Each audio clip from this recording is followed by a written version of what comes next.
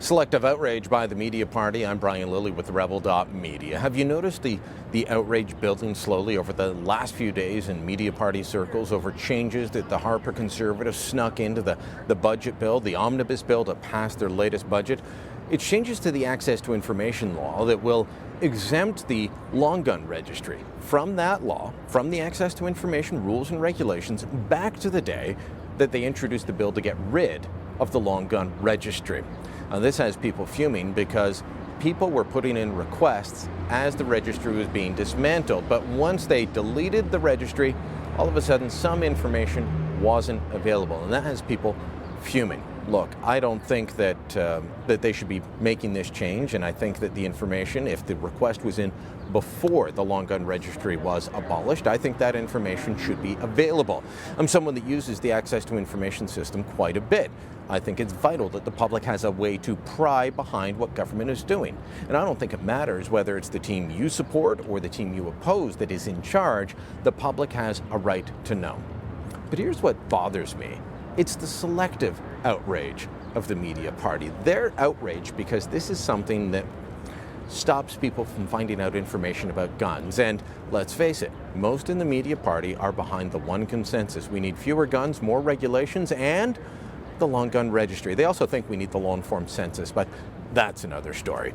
Anyway, these people are of one mind on the issue of gun control, and that's why this matters to them.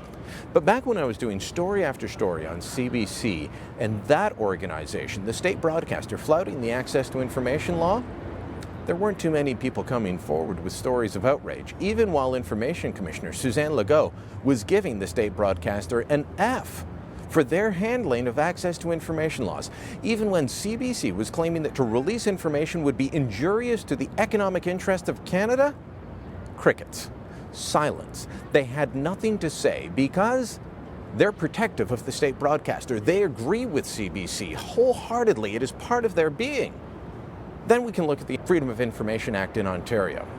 The McGuinty government, this goes back to the days of McGuinty, before Premier Wynne. She was in cabinet at the time, but she was not Premier. They actually have exempted information about abortion in Ontario from being released to the public at all. They will collect it still. The people of Ontario will pay for it, but you cannot find that information out. It's not allowed. It is against the law to release that information. Have you heard about that in the mainstream media? Have you heard about that from the media party, the consensus folks that are so outraged that we can't get information on guns? No. See, I'm outraged about the gun information not being available, but I'm also outraged about CBC, and I'm outraged about the abortion information. That's called consistency. There isn't consistency on this issue from the other guys. Why? Because for them, it's about agenda. It's not about principles, it's not about consistency, it is about agenda items. And for them, CBC and abortion are sacred. You don't touch them. And guns, we need to do everything we can to get rid of them or control them. That's what this is about. It's not about the public's right to know. It's not about prying back from government. Because if it were the Liberals doing this, there would be far less outcry, there would be far less interest. But the Conservatives support gun owners, and that's why this, to the media party, is a big story. I say you should call your Conservative MP and let them have an earful if you think that this information shouldn't be tampered with.